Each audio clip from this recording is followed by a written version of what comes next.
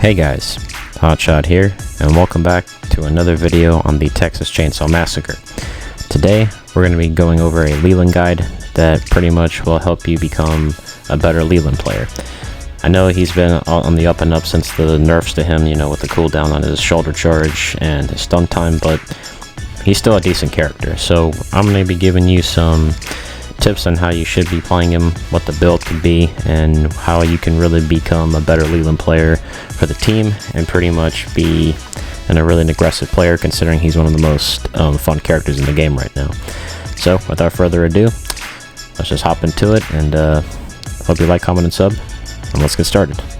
So to make it simple and to start this off, we're gonna just go through the ability loadout and the perks. I went through left, middle, right. You want to get the 8-second stun, because there has been times where I shoulder bash one family member, another one comes up, I grapple them. When they grapple, gain some distance, and I also get back my stamina from the shoulder bash. I know it's only 60 stamina, but it's still worth it, because with those plays you can really make them waste a bunch of time and stall them for as long as possible. And I've had games where I fought all 3 family members and actually one, so I can get away quicker from them. So what I would recommend is definitely going for the 8 seconds, and it'll help you last longer in those situations. The reason why I chose Grappler was because Leland has 40 strength base kit, and with Grappler, the button taps are 50% more effective, so basically you can end a grapple a fight in pretty much just about 2 seconds, 3 seconds, because Grappler got shadow buffed in the 250 bug fix patch. And what you would want to do is, when you have a bone scrap, you go up to them, you can want to grapple in 2 seconds, and he's definitely worth it for doing it, because you want to be really aggressive with him, considering he's one of the most aggressive victims in the game. Fish and Growler, you have a 20% chance to keep your bone scrap. Pretty much what that means is that you can have a chance to keep it, or it'll be consumed. Keep in mind, it won't work every single time, but the main point is that you want to go for it, and if you do keep it, it'll help you either get a stab on Grandpa. If another family member comes up, you can do a spin around and just go for a stab. And other than that, it'll make the games more interesting when you get a chance to keep it. So I went for stunt double, because when you jump down a well, you can get back on your feet faster, and the damage received that you get is 70%. Basically, the reason why I chose this one was because I want to get up quicker, grab another bone scrap by the bone pile if I'm right next to one, and it also helps me get away from the family members more quickly, because let's say if a Leatherface is chasing me down the way he came, I can get up quicker, try to find a crawl space, a wall gap, a pallet, or something like that, so I can gain distance on them beforehand. So that's the reason why I went 40-40 on toughness and endurance, because Leland can be tanky, and the longer I run, I still have some stamina that I can consume beforehand. If you don't like going that route, you can do 30 toughness or 45 proficiency to get out the basement quicker. So it's either or, depending on how it is. But for me, I mostly go 40 toughness and 40 endurance. I do switch it up sometimes though to go 30-45, but that's what I would recommend if you are doing these types of builds. Skill tree, I went on the right side, so went up the right path. I got Grappler all the way up there with a Fish and Grappler up top, stunt double, and fight back. That's a different perk you don't want. So without further ado, I'm going to go into the do's and don'ts, and I'll explain why you should be playing them like this. Alright, so we're going to get into the things that you should be doing as a Leland player, and the things that you should not be doing as a Leland player. So, let's start off with the first thing. Is what you want to do first, is what you should be doing, is that you want to grab 1 lockpick and 1 bone scrap.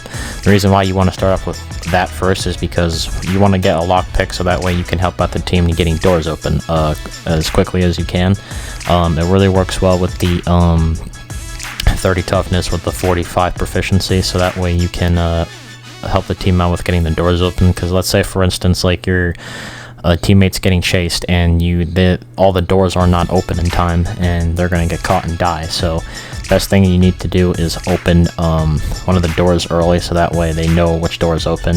You can get on comms and tell them, oh hey, this door is open, you can run up and down here if you need to, in case you need to escape them. So that's the best chance you can do. one of the things that you should not do is you don't want to use your shoulder bash completely early.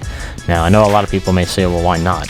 Well, the thing that's very important is that, yeah, you want to get out of the basement as quickly as you can to be aggressive in their face, right?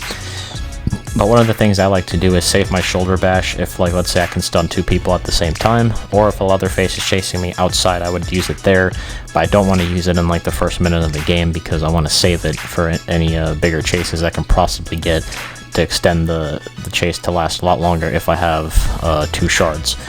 So that's one of the things that you shouldn't do. Don't use it early because then you'll have nothing else to grab your stamina back.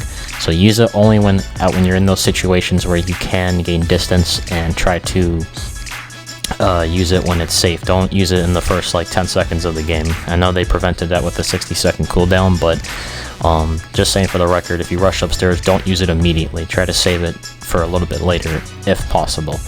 One of the things that you should do is when you're rushing upstairs, right, try to go for a valve distraction. And one of the things about valve is that, yeah, it got nerfed in this patch, or in the 250 bug fix patch, but still, it may be like right now one of the lowest escape rates right now because of how hard it is to turn it on. But if you do have the 45 proficiency loadout, what you can do is mash the button to open it quickly enough, and you can actually use that as a distraction because it'll make the family members go all the way over somewhere else, and then they might pull off of you, or it will be used as a distraction so that way the other victims can actually get like either a fuse box escape, turn off the gen, or anything else that's possible. One of the things that you should not do is do not grapple a family member when there's already another one coming up behind. You will get caught and you will die to that. Now, one of the things that is interesting is that you could, what you should do is if you see 2 of them following you, shoulder bash one of them and then go into an immediate grapple, and you can stun basically 2 people at the same time because the grappling has like a stun after you hit them. So what I like to do in some 2v1 situations is if I see 2 of them, I like to shoulder tackle one and then grapple the other one and then run away and gain some distance because I do gain my stamina back after I do those moves on them, because it does make them waste a bunch of time trying to kill you, and it does make them waste time to figure out like, oh, who's on the gen side, who's on the car battery side, you know, anything like that of those objectives. One of the things that's also is very, very important that you should do is just communicate and tell them where you're at, and kind of say like, okay, well, I have all 3 of them on me, you know, let them know like what's going on. One of the things that you do have to be wary about is that you getting caught in like a trap, wasting a bone shard can be rough because, like I said, with the efficient grappler, it's not going to work every single time. So just be aware of your surroundings when you're grappling, because you don't want to just grapple somebody and then another one can just come up and kill you, because the way the grappling system works is when you grapple, you know, if someone just hits you immediately when you're in it, you can just get killed. So don't waste all that energy just going into it immediately. Try to like scout the surrounding areas and see like where any traps could be, where any barbed wire traps from Nancy or anything like that. So yeah, that pretty much wraps up the what do's and don'ts, what you should be doing. Thank you guys so much for watching. I hope this guide helps for all the advanced players that want to learn how to play him better and how you should be playing him. If it doesn't work out for you, then I tried. So other than that, I'm gonna end it off here. Hopefully you like, comment, and sub. If you guys do want to see more guides like this, please let me know down in the comment section below. I can do one for Anna that I might consider doing. And yeah, that's pretty much it. I will catch you guys on the next one, and you guys know what's always to do. It's a thing I like to say at the end of the videos. Stay groovy.